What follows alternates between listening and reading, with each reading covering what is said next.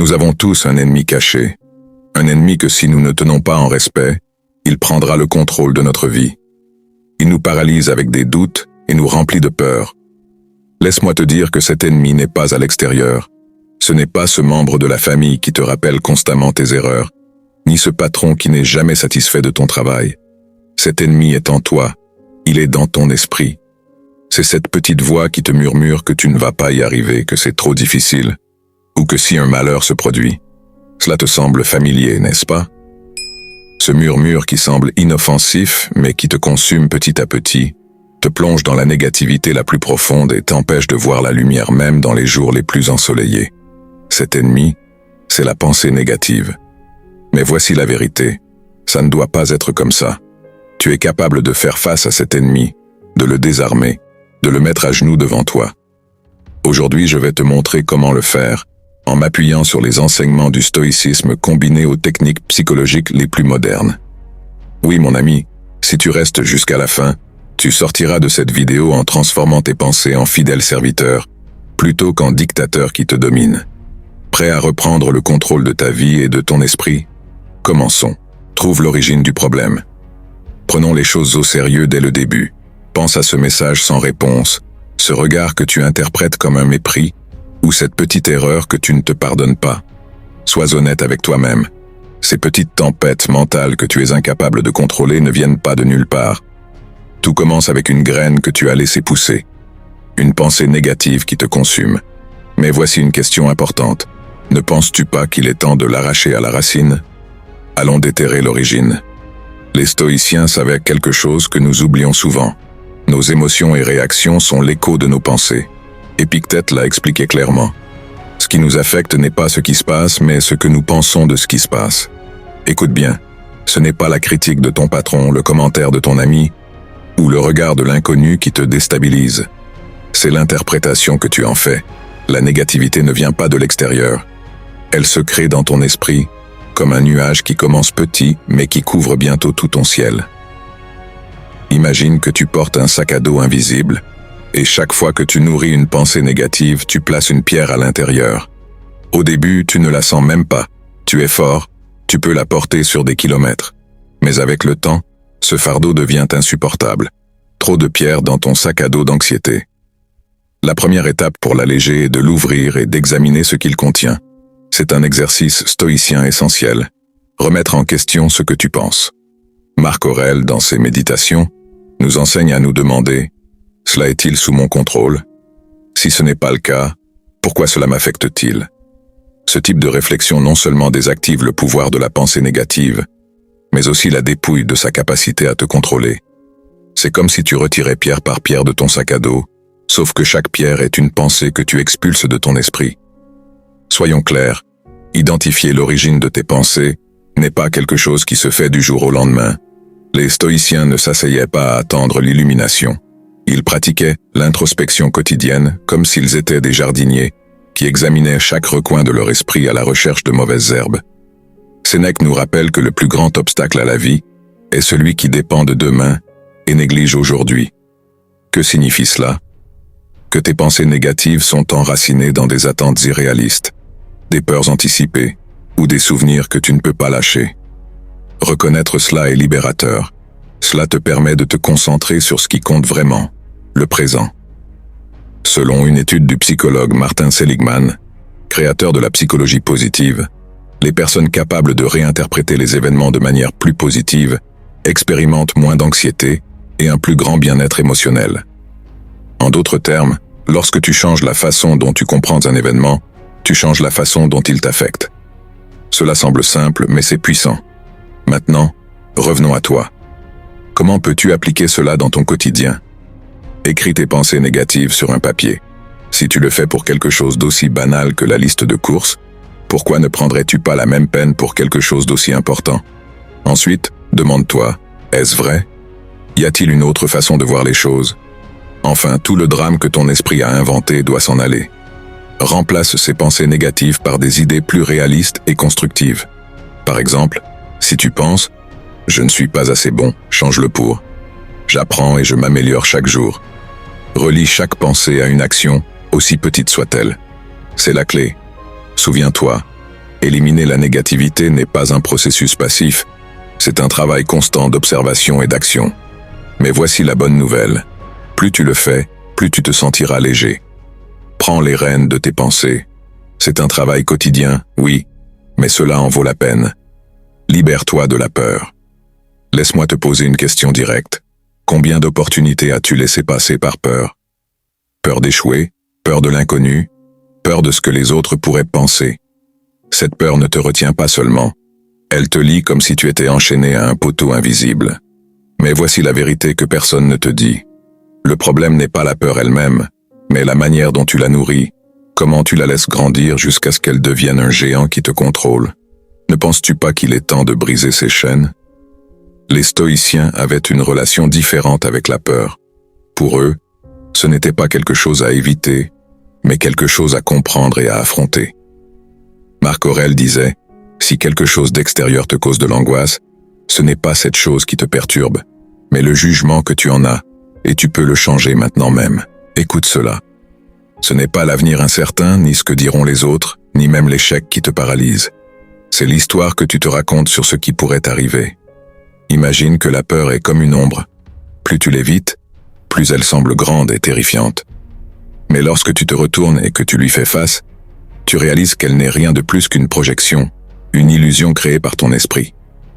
Les stoïciens pratiquaient la préméditatio malorum, un outil puissant que je t'invite à utiliser.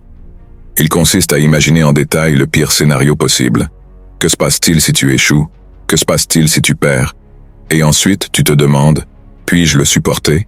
Puis-je en tirer des leçons? Je vais t'épargner un moment de réflexion. La réponse est presque toujours oui. Laisse-moi te dire quelque chose d'intéressant. Une étude récente de Susan Jeffers, auteure de Fear the Friend of Exceptional People, montre que la peur diminue significativement lorsque nous passons à l'action, même en petite dose. Le simple fait de faire un pas vers ce que nous craignons réduit son intensité. C'est comme traverser un pont qui semble instable de loin, mais qui s'avère solide une fois que tu marches dessus. L'action est l'antidote de la peur. Alors, comment peux-tu te libérer de la peur et reprendre le contrôle? Voici 3 étapes pratiques. Identifie précisément ce que tu crains. Sois spécifique, car la peur se nourrit de l'abstrait. Plus tu laisses de place à ton imagination, plus tu donnes de pouvoir à tes pensées négatives. Utilise la préméditatio malorum. Imagine le pire scénario et visualise comment tu y ferais face. Mais fais-le vraiment, avec courage, pour te dire la vérité à toi-même. Agis. N'attends pas de te sentir courageux. La bravoure vient après le premier pas. Soyons clairs. La peur ne va pas disparaître complètement, mais cela ne signifie pas qu'elle doit te gouverner. Chaque fois que tu la confrontes, elle deviendra plus petite, plus gérable. Je ne te dis pas de l'ignorer. Je te dis de l'utiliser comme une boussole. Là où il y a peur, il y a probablement ta plus grande opportunité de croissance. Il ne s'agit pas de voir un lion affamé devant toi et de rester immobile. Je ne te demande pas de devenir un psychopathe. Je te demande seulement, mon ami, le courage nécessaire pour être le commandant de ta vie. Alors, que vas-tu faire aujourd'hui pour te libérer des chaînes de la peur? La décision t'appartient. Avant de continuer, si ce contenu t'apporte de la valeur, considère de t'abonner et de devenir un membre exclusif pour accéder à des avantages uniques. Et dis-nous dans les commentaires comment tu vas oser franchir la barrière de la peur. Comment vas-tu le faire? Nous voulons te lire et grandir ensemble avec toi. Parle-toi comme un stoïcien. Je vais te parler de mon ami Javier. Javier est de ces gens qui, de l'extérieur, semblent avoir tout sous contrôle. Un bon travail, des amis, une famille. Mais un jour, il m'a parlé avec sincérité. Il m'a dit qu'il menait une bataille constante dans son esprit. Chaque fois qu'il commettait une erreur, il se disait des choses comme « Quel inutile je suis, je ne vais jamais y arriver » ou « Pourquoi essayer si j'échoue toujours ?» Crois-moi, ces mots étaient comme un marteau qu'il utilisait lui-même pour frapper son estime de soi encore et encore. Et le pire, c'est qu'il ne s'en rendait même pas compte. Cela te semble familier? Parce que si tu es honnête avec toi-même, peut-être que toi aussi tu t'es parlé de cette façon. Soyons honnêtes, personne ne te parle plus que toi-même, et ce que tu dis dans ta tête a un impact beaucoup plus grand que n'importe quelle critique extérieure. Les stoïciens le savaient bien. Sénèque a écrit « Le bonheur de ta vie dépend de la qualité de tes pensées ». Écoute ceci. Si ce que tu te dis est plein de négativité, c'est comme essayer de marcher avec des chaussures pleines de pierres. De l'extérieur, tout semble normal, Mais chaque pas devient plus lourd et plus douloureux. Le problème n'est pas à l'extérieur, il est à l'intérieur. Mais la bonne nouvelle, c'est que tu peux aussi le résoudre de l'intérieur.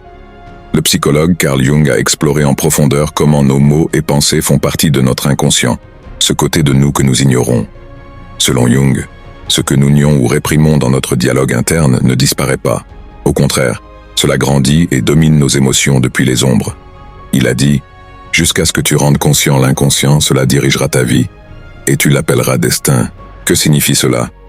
Chaque fois que tu te parles de manière négative, tu ne renforces pas seulement tes peurs, tu les transformes en schémas automatiques qui contrôlent tes décisions. Retournons à Javier. Un jour, je lui ai demandé « Si un ami à toi commettait une erreur, que lui dirais-tu » Il est resté silencieux. Puis je lui ai dit « Maintenant demande-toi pourquoi tu te parles à toi-même d'une manière que tu n'utiliserais jamais avec quelqu'un que tu aimes. » Cette question a tout changé. Peu à peu, il a commencé à questionner comment il se parlait à lui-même, à remplacer les mots durs par des messages plus aimables. Ce n'était ni facile ni immédiat, mais chaque petit pas lui a permis de guérir ces blessures invisibles qu'il s'était infligées lui-même. Les stoïciens pratiquaient quelque chose de similaire. Au lieu de se noyer dans l'autocritique destructrice, ils transformaient leurs pensées en outils d'apprentissage. Sénèque l'a parfaitement expliqué. Errer est humain, mais persévérer dans l'erreur est diabolique. Que signifie cela pour toi? Cela signifie que c'est bien de faire des erreurs, mais ce n'est pas bien de te punir éternellement pour elles. Lâche prise, pardonne-toi. Tu es humain, mon ami, pas parfait. Ton dialogue interne est comme une boussole. Si cette boussole est décalibrée par des pensées négatives, elle t'emmènera toujours dans la mauvaise direction. Mais quand tu l'ajustes avec des mots d'encouragement, elle commence à indiquer le bon chemin. Cela ne signifie pas qu'il n'y aura pas de boss, mais tu auras une direction plus claire pour aller de l'avant. Si tu veux commencer à te parler comme un stoïcien, observe ce qui se passe dans ton esprit chaque fois que tu fais face à un défi. Fais une pause et prends conscience des mots exacts que tu utilises.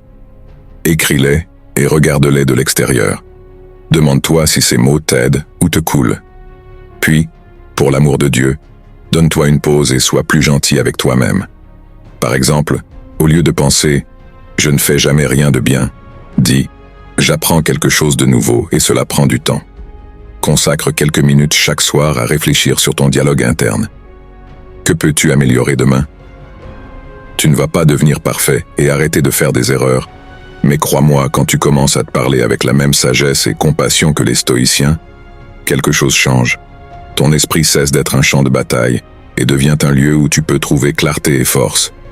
Et souviens-toi, si tu n'es pas de ton côté, qui le sera? Ce que tu penses n'est pas ce que tu es. T'es-tu déjà dit « Je ne suis pas assez. Je échoue toujours. Je ne pourrai jamais changer ?» Ces pensées apparaissent sans être invitées. Mais laisse-moi te dire quelque chose. Tu n'es pas ce que tu penses.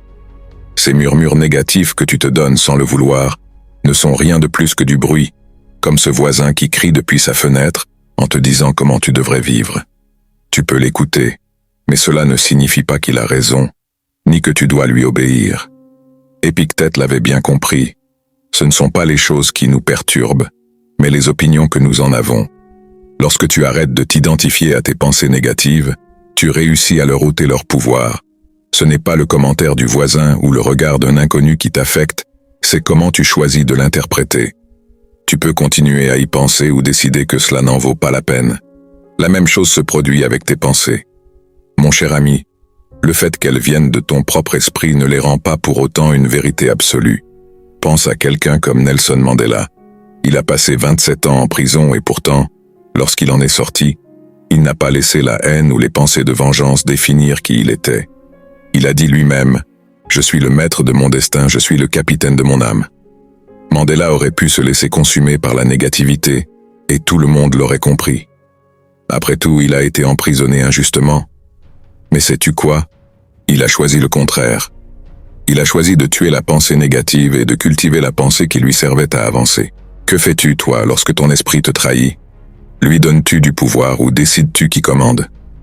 Tes pensées négatives sont comme ce membre de la famille qui a toujours quelque chose de mauvais à dire.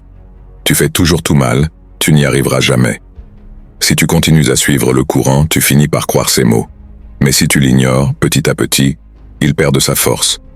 Dominer la pensée négative ne signifie pas l'éliminer pour toujours, mais éviter qu'elle te contrôle. C'est un visiteur, pas le propriétaire de ta maison. Carol Dweck a découvert quelque chose de crucial. Les personnes avec un état d'esprit fixe s'identifient à leurs pensées et croient que leurs erreurs définissent qui elles sont. En revanche, ceux qui adoptent un état d'esprit de croissance comprennent qu'une pensée négative n'est qu'un défi. En voyant les choses ainsi, ils parviennent à apprendre, à progresser et à renforcer leur estime de soi au lieu de s'effondrer. Alors, comment peux-tu appliquer cela?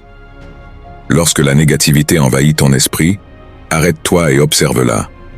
Demande-toi, est-ce vrai ou juste mon esprit qui exagère? Si une pensée dit « je ne peux pas », réponds « je suis en train d'apprendre ». Chaque fois que tu fais cela, tu tues cette voix qui tente de t'arrêter. Ne laisse pas tes pensées dicter ta vie. Tu n'es pas ce que tu penses, tu es ce que tu décides de faire avec ces pensées. Chaque fois que tu ignores cette petite voix qui essaie de te tirer vers le bas, tu dis « ici, c'est moi qui commande ». Souviens-toi de ceci, tu n'es pas le bruit dans ton esprit, tu es la personne qui peut le faire taire. Si cela ne te sert pas, change-le. Que fais-tu quand un stylo n'a plus d'encre? Continues-tu à appuyer sur le papier, à gratter sans obtenir rien d'autre que de la frustration? Bien sûr que non. Tu changes de stylo et tu continues à écrire. Alors dis-moi, pourquoi continues-tu à t'accrocher à des pensées qui ne mènent nulle part? Ces mêmes pensées qui ne font que te couler et te faire sentir que tu ne peux pas. Si le stylo n'écrit plus, tu le changes. Pourquoi ne fais-tu pas de même avec ce qui est dans ton esprit? Répéter dans ton esprit ce qui te fait mal est comme porter des chaussures trop petites. Chaque pas que tu fais te fait un peu plus mal, te laisse des marques et t'empêche d'avancer. Mais que fais-tu quand des chaussures te font mal? Tu les enlèves et tu en cherches d'autres qui te conviennent. C'est exactement la même chose avec tes pensées. Si elles te freinent, si elles te limitent, il est temps de les changer. Marc Aurèle disait « Si quelque chose d'extérieur te cause de l'angoisse, ce n'est pas cette chose qui te perturbe, mais le jugement que tu en as. Si tu penses que tu ne peux pas changer, mon ami, tu te trompes. Ce qui se passe, c'est que tu t'es raconté cette histoire tellement de fois que maintenant tu y crois. Mais voici un fait intéressant. Changer ce dialogue interne n'est pas seulement possible, mais cela peut transformer ta vie. Changer le « je ne peux pas » en « je suis en train d'apprendre » n'est pas un détail mineur, c'est la différence entre abandonner et avancer. Mais je ne te parle pas de phrases de soutien vides, ni de motivation bon marché. La neuroscience soutient également cette idée. Selon une étude du docteur Andrew Huberman, notre cerveau crée de nouvelles connexions chaque fois que nous choisissons une pensée différente de l'habituelle. Imagine cela comme si tu marchais sur un chemin boueux. Le premier pas pour changer est difficile, mais avec le temps, tu crées un nouveau sentier qui te mène à un endroit bien meilleur. Changer ce qui ne sert pas, c'est créer ce nouveau chemin pour ton esprit. Regarde-le de cette manière. Utilise tes pensées comme tu utilises tes outils. Si tu essaies de planter un clou avec un tournevis, peu importe combien tu essaies, cela ne fonctionnera jamais. Mais si tu prends le marteau approprié, le travail se fait en quelques secondes. Il en va de même pour ton esprit. Si une pensée ne te sert pas, ne continue pas à l'utiliser. Remplace-la. Change cet ancien outil qui est déjà rouillé pour un nouveau, brillant et productif. Oses-tu changer ce qui ne te sert pas? Dis-moi dans les commentaires quelle pensée tu vas changer aujourd'hui. Ose le mettre par écrit. Crois-moi, cela t'aidera à t'engager avec toi-même. Je serai attentif pour te répondre et te soutenir. Nous sommes ici pour nous aider à nous améliorer les uns les autres, car souviens-toi, chaque petit changement dans ton esprit peut marquer une grande différence dans ta vie. Le moment est maintenant. 6. Ne te laisse pas contaminer par les autres. As-tu remarqué comment les émotions et les pensées des personnes autour de toi peuvent influencer les tiennes? C'est comme s'asseoir devant le journal télévisé et écouter une liste interminable de mauvaises nouvelles, crises, conflits, désastres. Même si ta journée se passait bien, ce bombardement commence à obscurcir ton esprit. Pourquoi? Parce que les émotions négatives, tout comme une mauvaise grippe, sont contagieuses. C'est comme être dans une pièce remplie de fumée. Même si tu ne fumes pas, tu finis par l'inhaler. Ainsi fonctionne la négativité. Si tu t'entoures de personnes qui voient toujours le mauvais côté des choses, tu commenceras bientôt à penser de la même manière. Mais voici l'astuce, tu n'es pas obligé de rester dans cette pièce. Tu peux sortir à l'extérieur, ou tu peux ouvrir la fenêtre et laisser entrer de l'air frais. Tu n'as pas besoin d'absorber tout ce qui vient de l'extérieur. Tu peux décider de ce que tu laisses entrer dans ton esprit et de ce que tu n'y laisses pas. Les stoïciens le savaient depuis des siècles. Sénèque disait « Entoure-toi de personnes qui peuvent te rendre meilleur, et essaie également de rendre meilleurs ceux qui t'entourent. » Cela ne signifie pas que tu dois ignorer le monde ou devenir insensible. Cela signifie que tu as le pouvoir de choisir de ne pas te laisser entraîner par la négativité qui t'entoure. Lorsque tu fais cela, tu conserves ton énergie et ta concentration pour les choses qui comptent vraiment. Pense-y. Regarder le journal télévisé et absorber toute cette négativité, c'est comme ouvrir la fenêtre pendant une tempête. Tu ne peux pas empêcher qu'il pleuve à l'extérieur, mais tu peux empêcher que toute l'eau entre chez toi. De la même manière, tu peux te protéger de l'impact émotionnel que les autres ou les médias ont sur ton bien-être. Il ne s'agit pas de vivre isolé, mais de choisir consciemment quelles influences tu permets dans ta vie. La psychologie le confirme également.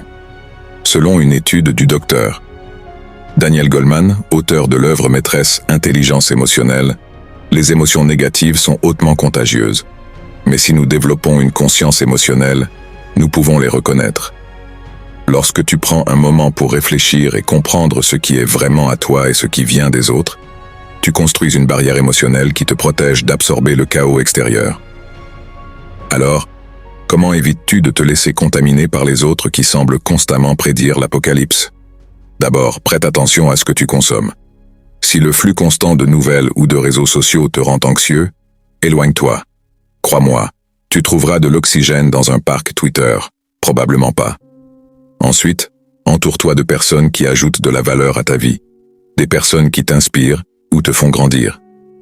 Enfin, consacre du temps à renforcer ton esprit avec des pratiques comme la méditation, la lecture de textes inspirants ou simplement le silence. Lorsque tu construis un esprit fort, le bruit extérieur perd de son pouvoir. Tuer la pensée négative n'est pas seulement un travail interne, c'est aussi te protéger de l'extérieur. Choisir quelles influences tu permets dans ta vie est un acte de soin de soi et d'amour propre. Ainsi, la prochaine fois que quelqu'un essaie de t'entraîner avec sa négativité, ou que le monde veut te remplir de bruit, rappelle-toi, tu as le pouvoir de choisir. Coupe à la racine quand c'est nécessaire.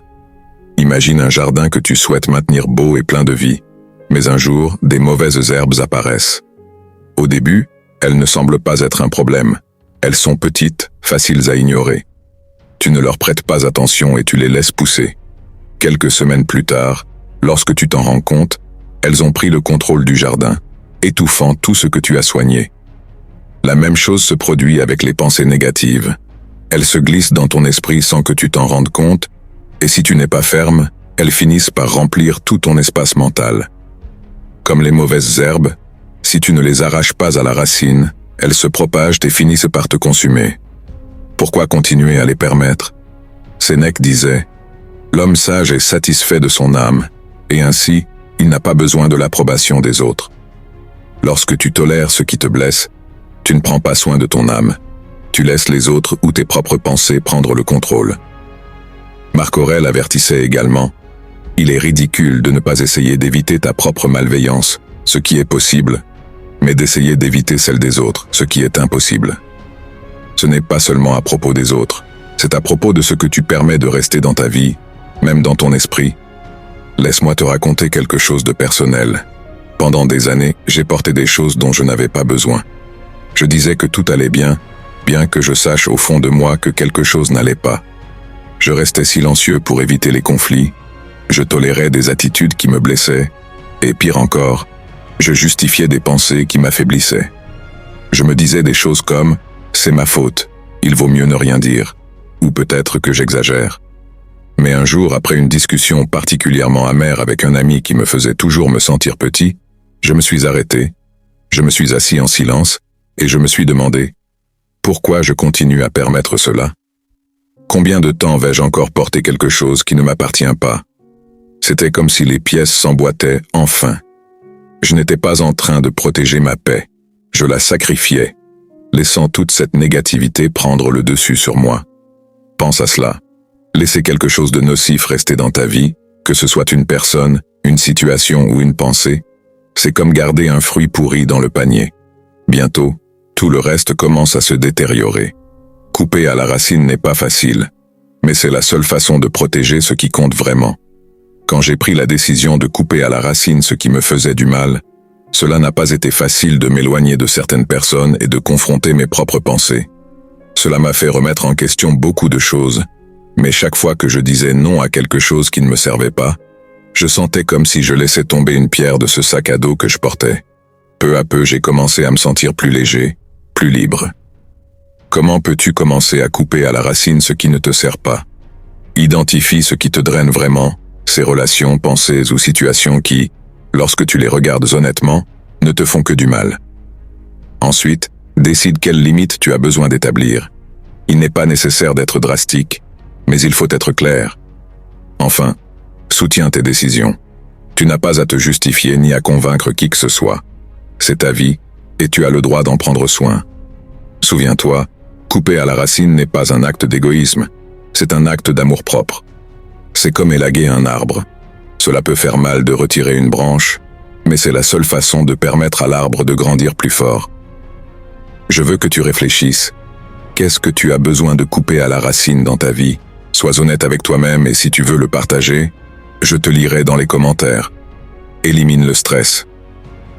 Le stress est comme cet invité gênant qui arrive chez toi sans prévenir, s'assoit dans ton fauteuil préféré et avant que tu t'en rendes compte, commence à mettre le désordre partout. Au début, tu penses que tu peux le gérer, mais ensuite tu réalises qu'il a pris le contrôle. Cela te semble familier?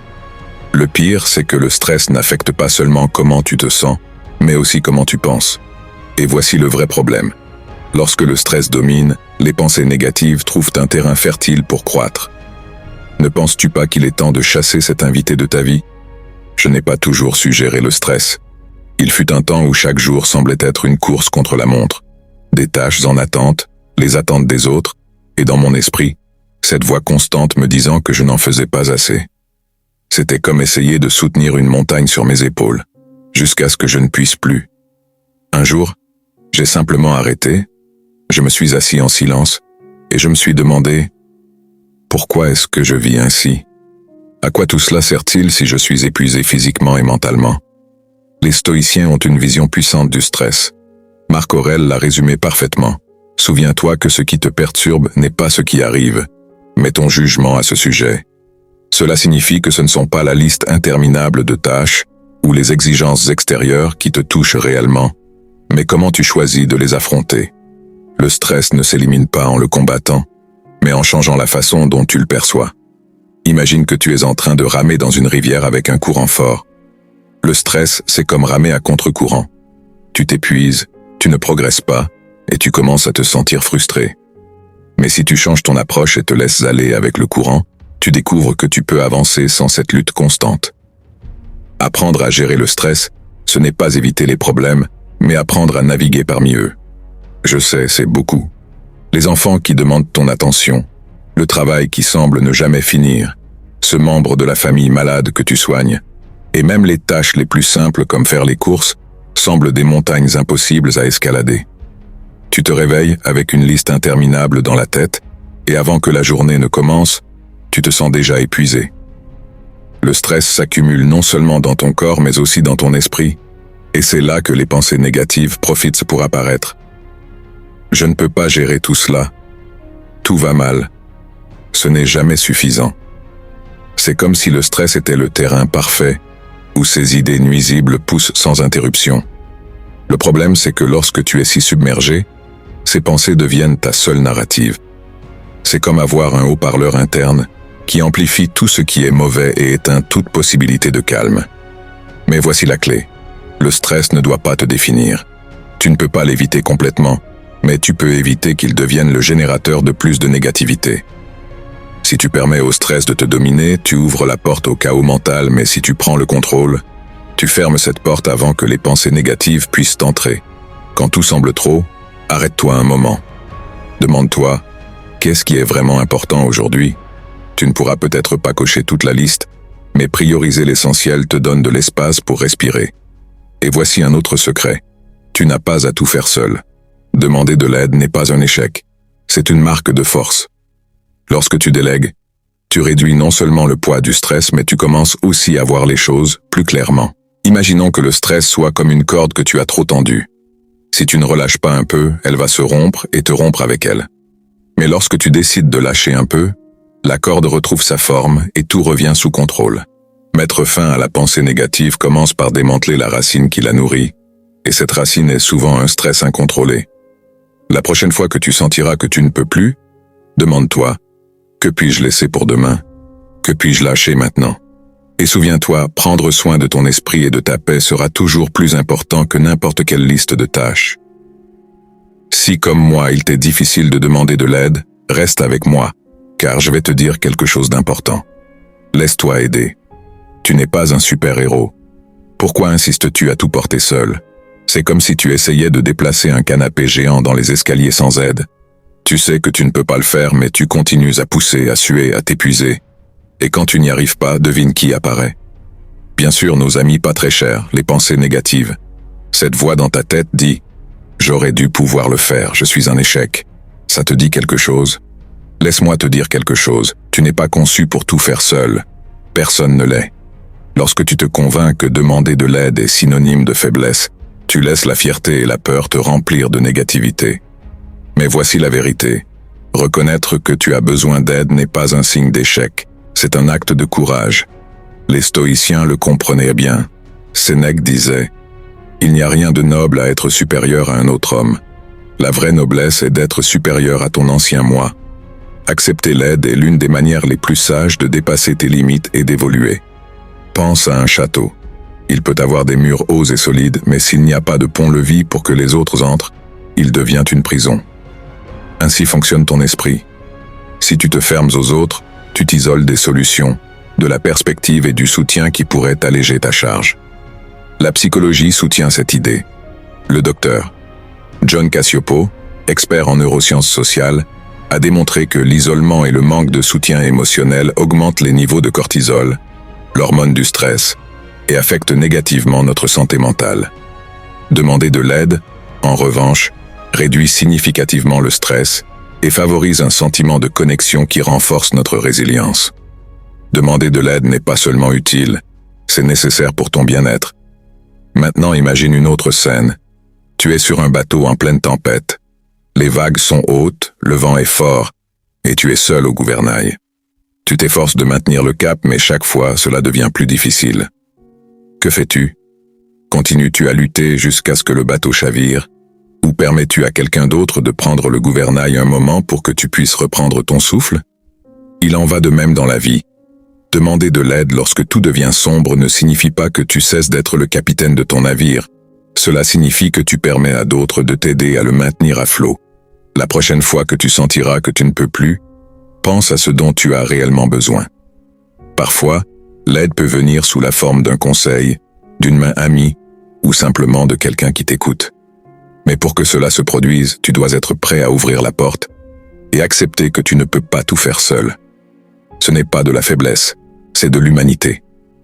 Rappelle-toi, te laisser aider ne te rend pas moins fort, cela te rend plus sage. Parce que peu importe combien tu es fort, même les super-héros ont une équipe qui les soutient. Ou crois-tu que Batman serait le même sans Robin? 10. Fixe des objectifs et poursuis-les. As-tu déjà eu l'impression de marcher sans but, comme si tu tournais en rond dans un labyrinthe sans sortie? Jour après jour, les mêmes routines, mais sans savoir vraiment où tu te diriges. C'est facile de se perdre dans la vie quand tu n'as pas d'objectif clair, quand tu n'as pas de raison de te lever chaque matin avec un but. Ça te parle? Alors pourquoi continues-tu à laisser la vie te pousser au lieu de prendre le contrôle? Avoir des objectifs n'est pas un caprice, c'est comme avoir une carte dans un terrain inconnu. Sans eux, chaque pas semble inutile. Avec eux, chaque mouvement a un sens. Marc Aurèle le savait.